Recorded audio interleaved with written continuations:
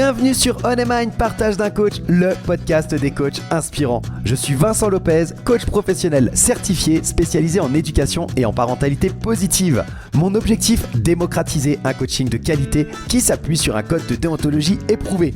Pour ça, en partenariat avec P-Coaching, je te présente chaque semaine une partie d'interviews de coachs professionnels, des experts passionnés et accessibles. Je te propose un voyage inspirant avec des coachs qui vont te présenter leur parcours authentique avec toutes les étapes qu'ils ont traversées. Leurs défis, leurs échecs et leurs réussites vont enrichir ta propre expérience. Et on ne s'arrête pas aux témoignages. Ils vont également te partager leur vision unique du coaching et te présenter des outils précieux pour t'aider toi ou tes clients à atteindre vos objectifs. Pour ne rien rater de l'émission, pense à t'abonner dès maintenant et ainsi rejoindre la communauté On Mind. Bonne écoute!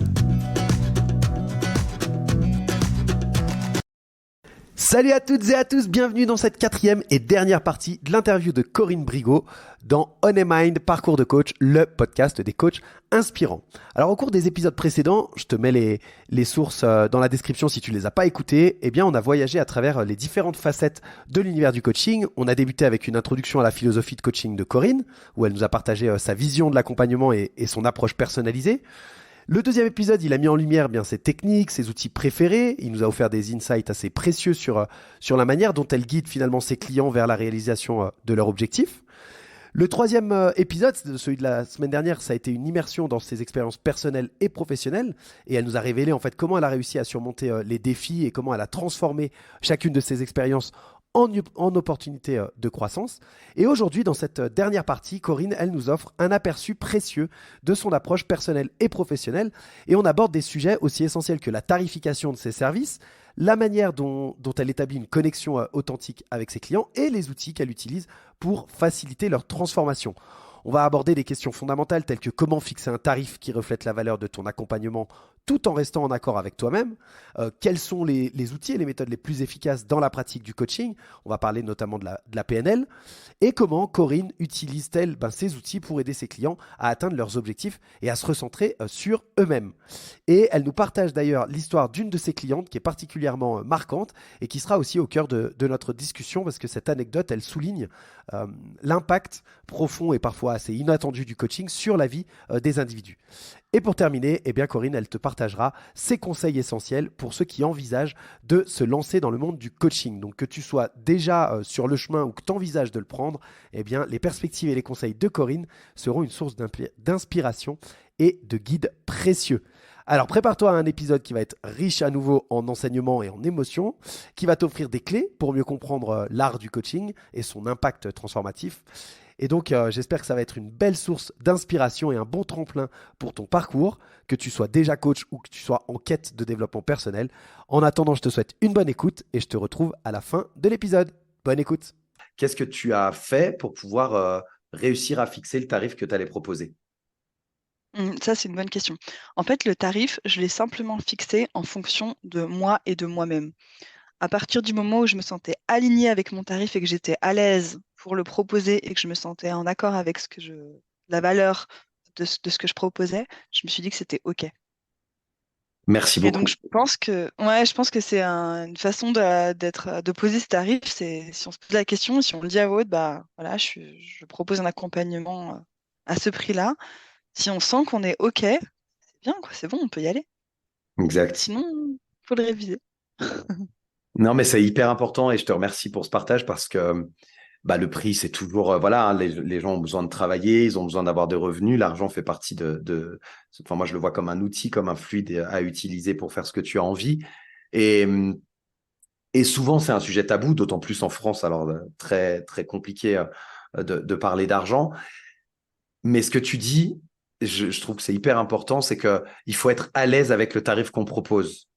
Et à partir du moment où on est à l'aise avec ça, des clients, si ton offre, elle est de qualité et que tu es convaincu de ce que tu apportes, il y en a tout le temps. Il y a toujours des gens prêts à payer 50 € la séance, 150 € la séance, 500 € la séance. Il y a différentes populations qui vont s'adresser à toi en fonction du tarif que tu vas poser. Si tu fais un forfait sur plusieurs séances, peu importe, tu trouveras toujours des clients si l'offre, elle est de qualité et que tu es à l'aise pour pouvoir la vendre. Et c'est une des difficultés. Donc, je te remercie pour cette réponse. Je suis complètement aligné. Merci beaucoup. Merci. Top. On va rentrer dans la dernière partie de cet échange et de cette interview. Hum, Quelle est la session de coaching dont aujourd'hui tu es le plus fier et pourquoi? Ok. J'ai accompagné une femme, c'est elle qui me vient tout de suite en fait en tête quand tu me demandes ça. Euh, Quand elle m'a parlé de sa problématique, son attitude, elle était très, elle gesticulait beaucoup, elle parlait dans tous les sens, sa pensée elle allait dans tous les sens. J'avais du mal à définir son objectif parce qu'il changeait d'une séance à une autre, parce qu'il évoluait. Et tout. C'était OK de changer d'objectif, il n'y a pas de problème avec ça. C'est juste que je la trouvais très agitée. Et donc je l'ai accompagnée comme ça, et plus ça allait, et plus je sentais qu'elle était posée, qu'elle avançait vers quelque chose de serein, de stable. Et en fait, j'ai senti, et une espèce de poids en fait, mais quelque chose de plutôt positif en fait. Je sentais qu'elle s'ancrait davantage en fait dans sa réalité et qu'elle prenait plus d'assurance. Et je l'ai senti, je l'ai vu et je lui ai fait un feedback. Et là, elle a pleuré et je pense qu'elle n'avait pas l'habitude en fait qu'on lui fasse un feedback. Moi, je lui ai dit ce que je voyais en fait par rapport au début. Et, euh, et c'est là où en fait je pense qu'on a ouvert une autre brèche vers un autre style de coaching, parce qu'après on a continué sur plusieurs séances. Et après je sentais en fait, elle avait eu besoin, je pense, euh, d'avoir un autre retour, une autre vision en fait d'elle-même, parce qu'elle se voyait d'une certaine manière et je pense qu'elle restait dans cette vision d'elle-même qui, en fait, elle avait changé mais elle n'en avait pas conscience. Et, et donc, elle a avancé là-dedans. Et puis, bah, il y a quelques semaines, j'ai reçu un, un message d'elle qui me remerciait. Et donc, ça fait beaucoup de plaisir, en fait, de recevoir comme ça de la reconnaissance. Donc c'est elle qui me vient. Et en fait, voilà, ce que je voudrais résumer, c'est en fait, j'ai vu l'agitation, chercher dans tous les sens parce qu'elle savait quelque chose qui allait pas, mais elle savait pas trop où. Et puis finalement, c'était en elle-même. Elle a réussi à le travailler. Puis après, ça a débouché vers quelque chose de super positif pour elle. Et aujourd'hui, elle est très bien. Donc c'est à elle que j'ai pensé tout de suite, en fait. Super. Merci. Beau partage. Le... Est-ce que tu dirais, je me permets de reformuler, puis tu me corriges, hein, Ok? l'impact que tu as eu sur cette cliente, c'est un apaisement? Oui, oui, je pense qu'elle s'est recentrée sur elle-même. Ok, recentré. Ok, Ouais. chouette. Top. Merci. Quel, euh, quel, on en a un peu parlé, hein, mais quel est l'outil ou la méthode que tu utilises le plus souvent dans ta pratique de coaching? Alors moi, c'est beaucoup le questionnement. Ça, c'est sûr que c'est mon outil principal. Euh, J'utilise pas mal l'ancrage. Et la modélisation énormément. En fait, j'utilise pas mal d'outils de PNL. Ok, Ouais. Oui, programmation j'adore. neurolinguistique, ouais, pour ceux qui ne connaissent pas. Ok, c'est quelque chose que tu utilises principalement? Oui, parce que tu vois, comme je t'ai dit tout à l'heure, j'aime bien proposer une autre vision avec d'autres lunettes. Et je pense que la PNL, c'est un super bon outil pour ça. Et je suis aussi très dans l'image, je suis très dans le visuel. Donc, en fait, proposer des choses comme ça, assez visuelles, ça aide énormément à transposer sur d'autres. Et puis, quand on parle d'un animal ou d'autre chose que de soi-même, c'est parfois plus facile en fait d'ouvrir. Donc j'utilise beaucoup ça en fait. Et puis j'ai beaucoup d'imagination, donc ça va très bien. Ouais, puis j'ai plus les pourcentages forcément en tête, mais je crois que dans la population, les statistiques disent que c'est plus de la moitié de la population qui est plutôt visuelle. On est tous un petit peu de tout, mais une grande majorité de la population est visuelle, donc ça parle au plus grand monde finalement. Ouais, exactement. Ouais, tout à Ok, fait. donc outil de PNL, ok, parfait, très bien. Est-ce que tu es formé en PNL? Est-ce que c'est des choses que tu envisages? Comment tu as découvert cet outil-là? C'est pas donné à tout le monde. Non, alors je l'ai découvert à l'école, dans une Ok, session spécifique. J'aurais pu aller plus loin, mais c'est pas mon objectif principal. Moi, je voudrais plutôt aller vers l'hypnose. S'il s'agit d'une prochaine formation, ce serait plutôt vers l'hypnose. Et la PNL, ce sera après l'hypnose. chaque chose en son temps. Exactement. Ok, super, merci beaucoup. Euh, quelles, euh, quelles sont les astuces ou les ouais ouais ouais je vais appeler ça des astuces, peu importe, mais des astuces spécifiques. euh, Est-ce que tu en utilises en fait pour aider tes clients à atteindre leurs objectifs plus efficacement? C'est-à-dire, c'est pas très clair. En posant la question, je me dis, elle n'est pas très claire, cette question. Ma question, elle est, est-ce qu'il y a des trucs, est-ce que tu as des trucs et astuces qui te permettent de dire, je vais l'aider à avancer vers son objectif? Et puis, à chaque fois, tu vois, un peu une sorte de... Ouais, c'est une sorte de méthodologie finalement que tu aurais qui t'est propre, indépendamment d'outils externes, mais qui t'est propre à toi, où tu te dis, bah tiens, à chaque fois, je fais ça, ou est-ce que c'est quelque chose que tu pratiques ou pas spécialement? Il y a des choses que je fais assez régulièrement. Bon, déjà, je fais beaucoup appel aux images et aux représentations des Mhm, personnes. Ça, mhm. je trouve ça hyper efficace. Donc, j'utilise dès que je peux. En fait, je demande en fait si c'était une image, ce serait laquelle. Voilà, ça, j'utilise beaucoup ça. Je fais beaucoup de partage de ressentis Ok. parce que je trouve que ça ouvre beaucoup en fait. Tiens, je ressens ça. J'ai l'impression que voilà. Qu'est-ce que t'en penses? Et puis, pouf, ça ouvre sur autre chose. Euh, Ce que je fais aussi beaucoup, bon, ça c'est tout à la fin de la séance, mais je le fais systématiquement. En fait, je demande un mot pour se souvenir de la séance, pour résumer en fait. Et ça, je trouve aussi que c'est bien parce qu'après, sur les séances d'après, je redemande alors ce mot et puis ça permet en fait à la personne de faire un petit résumé, un petit flashback et puis de dire parmi tout ce qu'on vient de traverser, ok, il y a ce mot-là qui me parle et donc qu'elle garde ce mot-là, au moins ce mot-là pour avancer sur cette thématique. Ça, je trouve que ça marche en général pas mal. Euh, donc ça, c'est des choses que je fais systématiquement. Et Ok. puis voilà, je demande souvent des échelles parce que ça permet aux gens de se situer et moi de mieux comprendre. Mhm, mhm. Ouais. Top. Merci, c'est drôle. Je te partage ce qui m'est mis à l'idée. Moi, je fais la même chose dans mes séances, mais alors pour le coup, à la fin de la séance, mais je leur demande une image, tu vois, qui me décrivent une image à la fin de la Ok, séance qui représente, justement, je reste dans le visuel en fait. Et c'est drôle parce que tu utilises le visuel tout le long et tu leur ouais, demandes un mot à la fin, qui peut ouais. aussi être représenté par une image dans leur tête, hein, finalement. Mais voilà, ça m'a fait sourire. Je n'aurais pas cru que tu demanderais juste un mot. Merci pour ce partage. Ouais, c'est marrant, ouais. Euh, T'en as parlé, on en a parlé un petit peu à différents moments, mais on dit souvent, et je partage cet avis complètement, j'aimerais avoir le tien, euh, un bon coach, il doit continuellement se former. Qu'est-ce que t'en penses? Et oui, je rajouterais même qu'un bon coach doit toujours être coaché.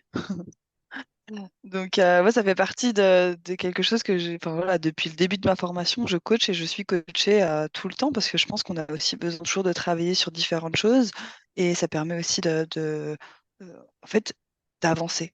D'avancer, Mhm, peu importe, on a toujours des choses à améliorer, on a toujours à progresser, on n'est on n'est pas à la fin de notre voyage, on n'est qu'au début, donc on a tellement de choses à faire et à voir. Donc voilà, en fait, je te l'ai dit tout à l'heure, je suis très curieuse, et je me remets facilement en question. Donc il y a plein de choses que je pourrais changer, améliorer, etc. Puis tu vois, je te l'ai dit aussi tout à l'heure, j'aime bien optimiser les process, donc sur moi-même, je suis toujours prête en fait à faire des améliorations. Donc ça, c'est OK. Et pour répondre à ta question, oui, toujours se former, ça c'est clair.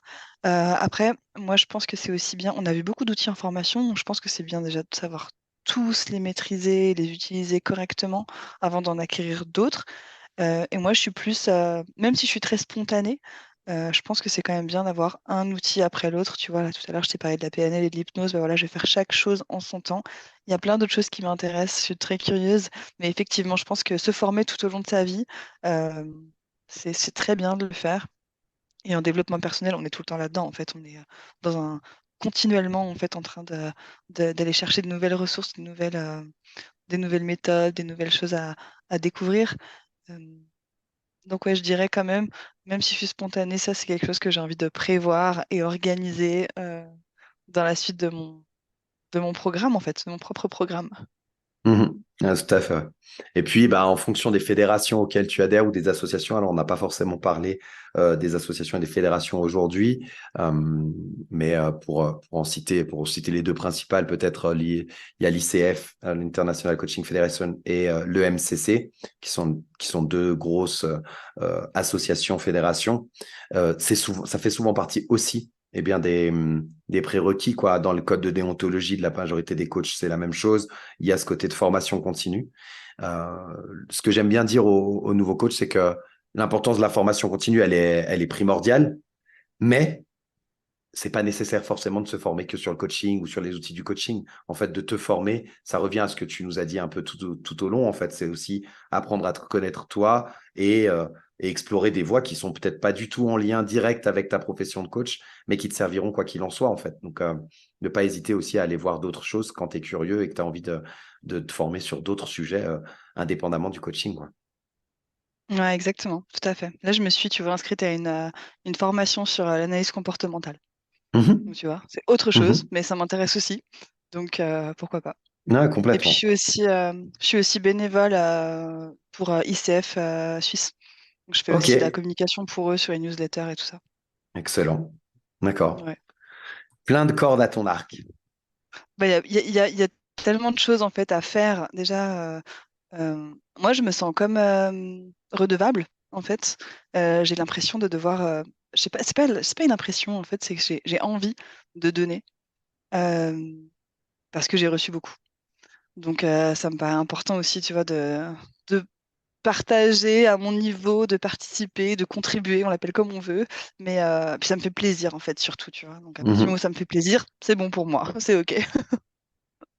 Trop bien. Voilà. Être bien. C'est aligné avec ce que tu essayes de transmettre à tes coachés. C'est déjà ça, c'est bien, je C'est ça? trouve. On Exactement. voit l'authenticité. Ouais. Pardon. Bah, ma dernière question, peut-être, ce serait quels sont les conseils, je sais pas, j'aime pas donner des chiffres, je vais te dire trois, mais c'est complètement ouvert. S'il y en a un ou s'il y en a cinq, ça change rien. Mais quels sont les trois conseils essentiels que tu donnerais à quelqu'un qui envisage de se lancer dans le coaching? Mm. Euh, bonne question. Je pense que premier conseil, première chose qui me vient, en fait, ce serait de se sentir aligné. C'est-à-dire, si on sent que c'est juste, c'est que on est sur le bon chemin. Mhm. Donc, à partir du moment, tu sais, où les portes s'ouvrent, c'est qu'on peut avancer, en fait. Donc, voilà, je dirais rester bien focus sur son intuition, sur son instinct. Et ça, c'est pas vraiment un conseil, mais c'est plus une remarque, en fait. Euh, la deuxième chose, c'est faire partie d'une communauté. Parce que on est souvent seul quand on coach, donc à faire partie d'une communauté, ça permet aussi de partager, de donner, de recevoir. Je pense que c'est important en fait de faire partie d'une communauté, de travailler à plusieurs sur des projets communs. Ça porte. Euh, et puis le troisième conseil, euh, s'il n'est pas sûr de se lancer dans une carrière de coaching, il peut suivre un accompagnement avec moi. Je l'accompagnerai avec plaisir. Superbe. Extra. Ouais, c'est juste, c'est juste. Non, mais c'est juste. C'est juste. Et Se puis faire je pense, tu accompagner. Ouais. sais, on est tellement nombreux en fait. On est beaucoup de coachs, mais il y a de la place pour tous. Il y a de la Ouais. place pour tous. On a tous notre place, notre style, notre, on est dans un monde où en fait c'est bienvenu. Vraiment, c'est bienvenu. Donc on est tous collègues et on se donne tous la main en fait pour accompagner ceux qui veulent vers la meilleure version d'eux-mêmes. Et je trouve ça juste, je trouve beau. On est presque tous frères et sœurs, quoi. J'adore. Non, non, alors c'est très juste. Et moi, j'aime beaucoup, mais alors, c'est pas de moi, hein, je l'ai entendu à plusieurs reprises d'ailleurs, mais il y a une comparaison qui est souvent faite. Et moi, je vois notre métier de coach comme ça, hein, enfin, avec une utilité aussi grande que celle que peut avoir un médecin généraliste, par exemple. Alors, pas du tout pour les mêmes choses, on est clair, hein, mais je pense qu'il y a une vraie utilité de notre métier de coach. Et, hum, et il y a deux choses à prendre en compte quand on se lance dans le coaching ou qu'on s'intéresse à ce monde-là. Il y a un biais cognitif. On commence à s'intéresser à ce monde-là, donc on en voit partout. Et puis on en rencontre aussi. On se met en relation, on réseaute. Et donc on a de plus en plus l'impression qu'il y a beaucoup de coachs. Après, la réalité des chiffres, aujourd'hui, en France, il y a environ, je crois, aux alentours des 100 000 médecins généralistes, peut-être un peu plus, hein, mais aux alentours des 100 000 médecins généralistes. Et il y a officiellement moins de 10 000 coachs inscrits en France. Il y a 4 000 ou 5 000 coachs inscrits en France. Enfin, c'est assez peu, en fait, enfin, Mm. officiellement, hein, j'entends. Hein. Euh, je ne sais pas comment c'est chez les auditeurs qui nous écoutent, mais pour trouver un médecin généraliste et avoir un rendez-vous, c'est très compliqué en général. Pourtant, il y en a plus de 100 000. Alors, avec 4 Ouais. 000 coachs, je crois qu'il y a vraiment la place pour se développer et puis Et puis, il y en a pour tout le monde. Enfin, et de ne pas prendre, je crois que c'est lors d'une interview que j'avais faite, je crois que c'est celle de Florence qui passe actuellement. Je crois que c'est avec elle qu'on avait parlé de ça et qu'on disait, faut pas voir les autres coachs comme des concurrents, faut les voir comme des partenaires avec qui tu peux construire quelque chose. Et ça te change Bien ta sûr, vision et ça te permet d'aller de l'avant. Donc oui, il y a beaucoup de coachs, mais je pense qu'il y a vraiment, vraiment de la place et il y aura toujours de la place pour des coachs de qualité. Donc, faut simplement être à exactement. l'aise avec ce qu'on fait et l'accompagnement qu'on fournit. Donc, ouais, C'est bien je, dit ça. je Chouette. te rejoins. Je te rejoins. Écoute, Corinne, on arrive gentiment sur la fin de cet échange. Euh, je vais te laisser le mot de la fin. Qu'est-ce que tu aimerais pour clôturer ce moment de partage ensemble? Écoute, je voudrais te remercier pour ce que tu fais. Donner la parole au coach, je trouve ça chouette. Tu permets en fait de mettre en lumière toutes les spécificités et toutes les particularités de chacun des coachs. Tu montres en fait qu'on est tous hem, issus d'un environnement différent, mais qu'on évolue dans le même et je trouve ça chouette en fait. Merci pour ce que tu fais, merci pour ton approche, pour, ton sourire, ton dynamisme. Tu m'as beaucoup apporté en fait dans cet échange parce que je me suis entendue, me parler de mon parcours et puis, le parcourir c'est une chose, le raconter c'en est une autre. Donc, merci de permettre de le faire et puis voilà, c'était chouette. Merci beaucoup. Merci à toi. Merci pour ce partage. Merci pour toutes les informations et la richesse de cet échange. Moi, j'ai beaucoup de chance, on en parlait un peu en off, hein, j'ai beaucoup de chance de pouvoir faire ça. J'apprends aussi beaucoup par modélisation. Et voilà, de rencontrer des gens, de passer comme ça 2 heures avec quelqu'un à échanger, moi j'adore ça. Donc non, je te remercie vraiment d'avoir accepté d'une part et d'avoir pris de ton temps pour pouvoir partager avec toute la communauté et que chacun puisse te découvrir un peu plus. Je mettrai bien sûr dans la description de l'épisode les endroits où les gens peuvent te contacter. Quel est le moyen de communication le plus adéquat pour toi? Ah, moi c'est WhatsApp ou, email Ok, ou donc on mettra LinkedIn ça ou mon très bien. site, on verra. Bah, On mettra la totale. c'est toi qui décideras et puis Ça je marche. mettrai tout ça pour que les gens puissent te contacter s'ils le souhaitent. Merci Ouais. beaucoup, Corinne. Merci à toi, vraiment merci Vincent. Et puis, eh bien, je te souhaite le meilleur pour la suite. J'ai passé un super moment. Merci à toi et Bah, à très bientôt. c'était un très bon moment partagé. Merci beaucoup. Ouais. Et voilà, on arrive à la fin de cette série enrichissante avec Corinne et je te propose de faire un petit récapitulatif de ce qu'on a partagé durant ces 4 épisodes. Corinne, elle a non seulement partagé ses méthodes et ses stratégies de coaching, mais elle nous a aussi ouvert les portes de son univers, nous montrant comment la passion, l'intuition et l'engagement continu à l'apprentissage façonnent un coach exceptionnel. Dans ce 4e épisode, qui conclut parfaitement notre série, elle nous laisse des conseils pratiques, des astuces et une profonde compréhension de ce qu'il faut pour être un coach efficace et inspirant.